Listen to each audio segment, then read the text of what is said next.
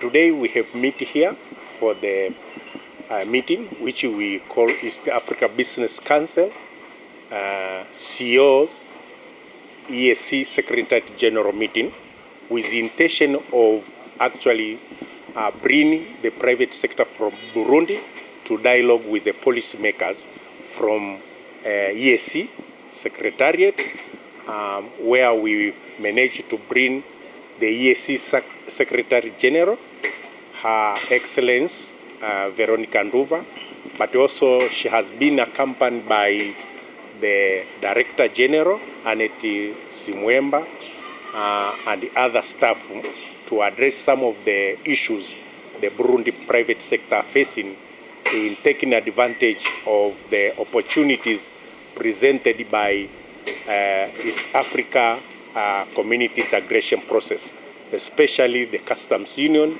and the common market.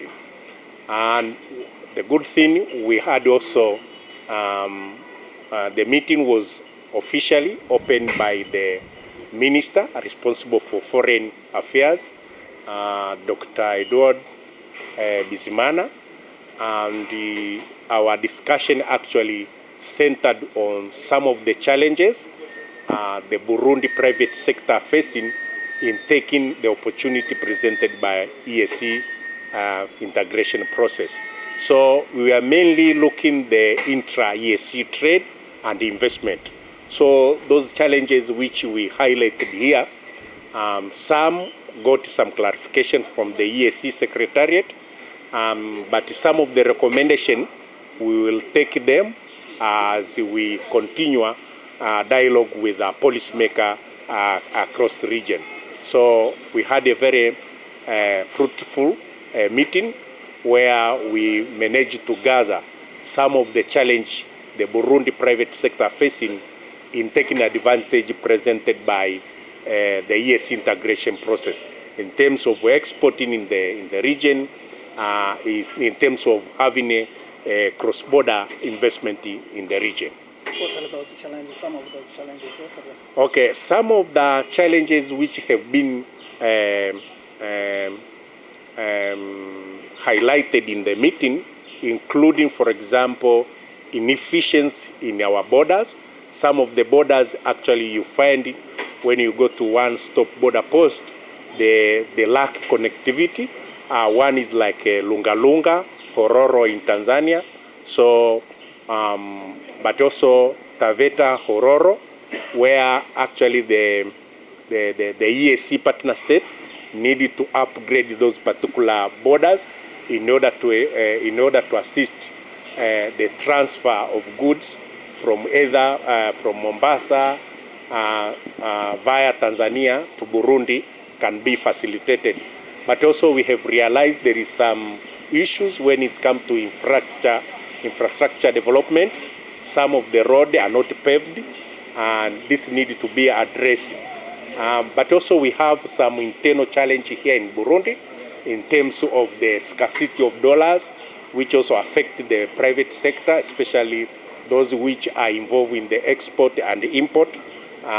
Also we have challenge of fuel here, which also we think it is also challenge to the smooth implementation of the private sector project.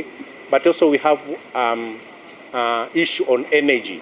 Some companies, especially manufacturers, they will like more investment in the energy so that they can be able to produce the product, not only for Burundi, but for the market. Because when you are talking of the East Africa market, we are talking of the huge market. So you need to produce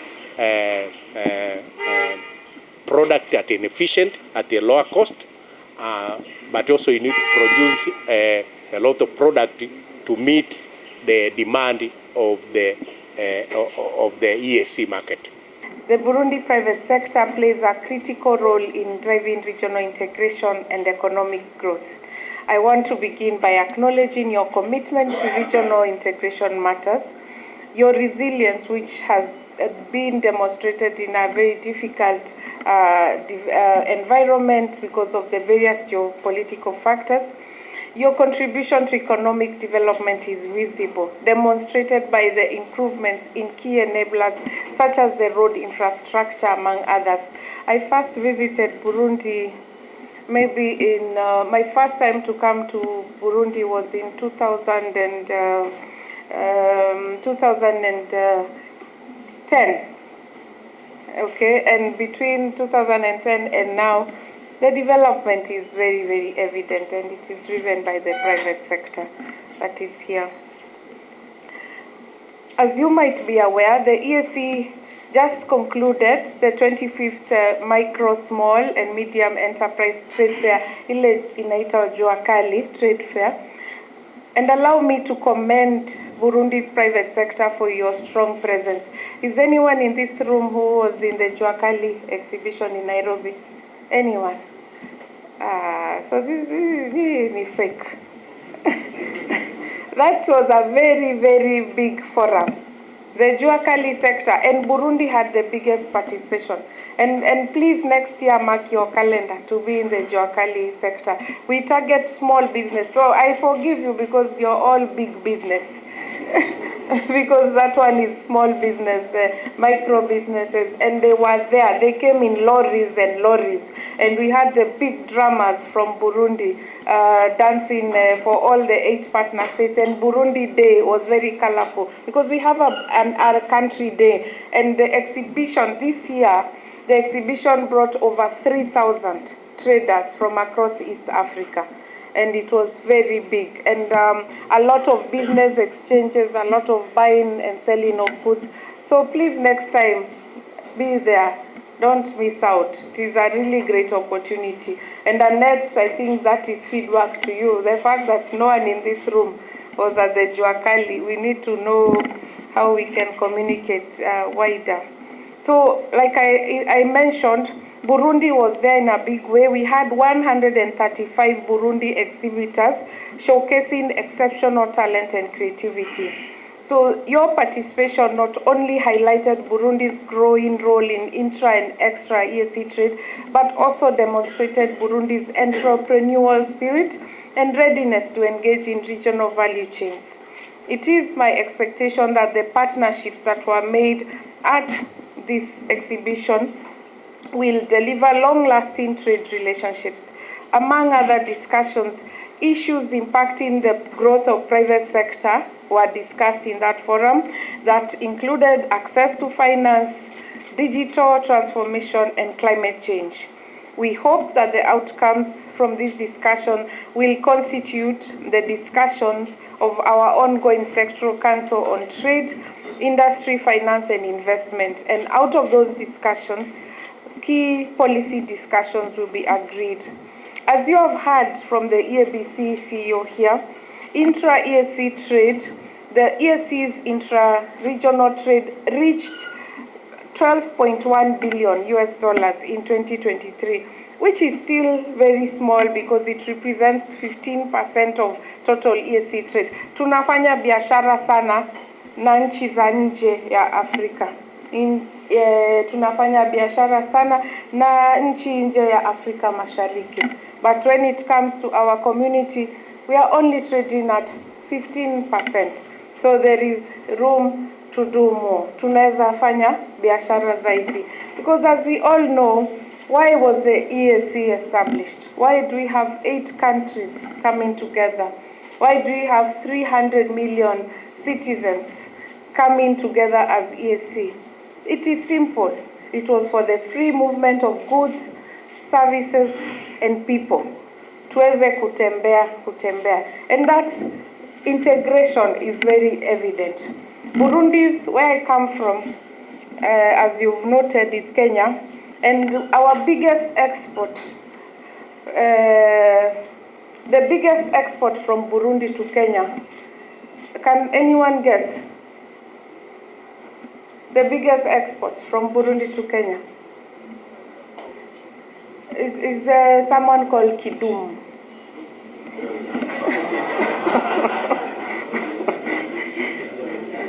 Kidum, the musician, is the biggest export from Burundi to Kenya. But he's been overtaken by yet another young man from Burundi. I'm forgetting his name, a gospel musician. So that is our biggest export. Another big export from Burundi to Kenya is nails. All the men who are doing our beautiful nails are now from Burundi. So that is the essence of our interaction. So while Burundi's export capacity remains limited compared to other partner states, the country's trade with its EAC neighbors has a lot of opportunity. According to our recent research, Burundi has historically exported goods like coffee, soap, and oilseed, with Uganda and Kenya among its main intra-EAC destinations. Burundi trades a variety of commodities with EAC partners. We have talked about coffee, tea, hides, and skin, and as well as products such as avocado, importing industrial inputs such as cement, fertilizers, manufactured goods to support its growing manufacturing and service sector. I'm pleased to report that the community continues to deliver tangible benefits to the partner states targeting the private sector. First of all, we are delivering a predictable trading environment, with 274 non-tariff barriers resolved progressively since 2007. Out of these, 18 of these non-tariff barriers ni vizuizi za kiuchumi za biashara ambazo si maswala ya sheria au sera. Ni kama afisa wa customs kutojua sheria, anakuzuia kupita kwa sababu hajasoma. Hiyo ni mfano moja wa vizuizi vya uchumi ambazo hazitokani na sheria. Na tunasema tumeweza kutatua mingi zaidi ya zile zimeweza kutolewa, na Burundi ilitaja 18 of them na tumezitatua. Only 2 of them remain outstanding for Burundi: the issue of the free pratique charges for health reasons and the county charges at Kajiado. And we are continuing to work on this. Honorable Minister, next week we have our stiffy, and I'm sure we'll have an update on that. The second issue is faster border clearance. With 75% reduction in time under the single customs territory and the introduction of non-intrusive inspection system, most importantly, Burundi's recent implementation of the electronic tracking system promises to enhance visibility of cargo movement along the corridor. Honorable Minister, our guest this morning, when we are the EAC, now also at your customs, we have a big screen. It's the size of maybe the wall behind me. We are able to see all the cargo vehicles that are moving from Burundi to Mombasa, from Burundi to Dar es Salaam, real time. We can click and see the number plate of the vehicle. We can see the number of the driver, the name of the driver. If it has stopped somewhere, we can see it has stopped. So if you're not part of that electronic cargo tracking system, it is a good thing to adopt. Because we have seen, because of that tracking, movement, first of all, we have reduced theft of cargo, and also the time, because now the driver knows you can see them. The insurance industry is also happy because they can see the goods are secured. It is one of the initiatives that we've adopted. However, Honorable Minister, and I'm sure this morning we will hear that there are still issues under the clearance. There has been quite a number of reports of delays occasioned by a number of things. To the East Africa payment and settlement system, enabling efficient settlements in local currency. One of the challenges we face, and as EAC we are trying to resolve, unapofanya biashara na nchi ingine, kama unaenda Tanzania kwa boda, unalipa na franka ama unalipa na shilingi, ama lazima ununue dola. Big players like yourselves trade in dollars, isn't it? But that means that for you to send a good to Tanzania or to Uganda or to Kenya or any other place, the money goes where first? To New York. And then comes to the next country. We are trying to resolve that with the East Africa Payment and Settlement System, where you can trade in local currency at a charge of only $4 per transaction. We hope, and we've been working with the central banks to ensure that this is even expanded more. This meeting offers as a strategic platform to identify and address the key trade and investment barriers affecting Burundian business, while also exploring the opportunities provided under the ASC Customs Union and the Common Market Protocol. And our collective commitment is to enhance Burundi's contribution to intra and extra-EAC trade and investment. We are profoundly grateful to His Excellency, the EAC Secretary General, and to the Honorable Minister for honoring us with their presence despite their busy agenda. Your participation underscores the importance you have in the private and public dialogue in driving the regional integration agenda forward.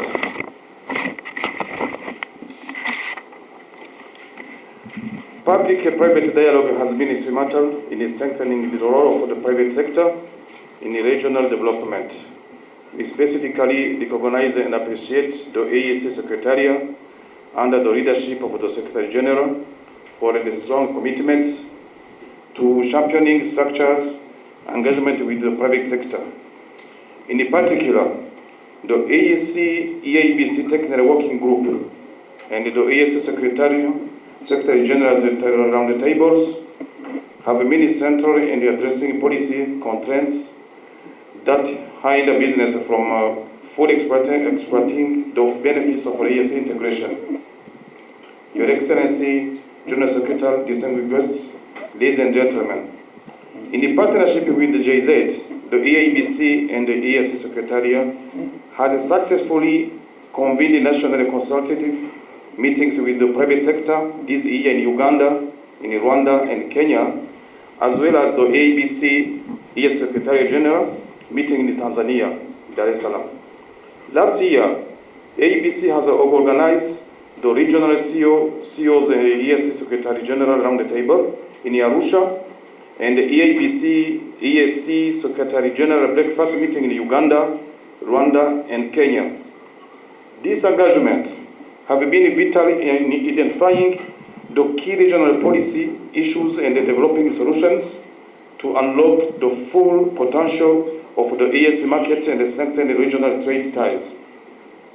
Your Excellency Minister, Secretary General, distinguished guests, ladies and gentlemen, for the AEC to sustain and advance its integration agenda, it is essentially to address persistent business concerns and promote a predictable and business-friendly environment for trade and investments by ensuring uniform application of the AEC Common Extended Tariffs CET 2022 version, harmonizing domestic taxes and eliminating discriminatory taxes fees and the charges of equivalent effect on AEC originating goods. Fast-track implementation of the AEC Monetary Union commitments, eliminating persistent and recurring non-tariff barriers across the region, operationalizing the AEC Trade Remedies Committee, liberalizing air transport services, create one airspace block, fully liberalizing and all trade in the service sectors, adopting all of one single tourism visa, today implemented only by 3 countries, Kenya, Uganda, and Rwanda, ensuring full operationalization of the AEC payment and settlement system for faster, secure, and affordable region payments.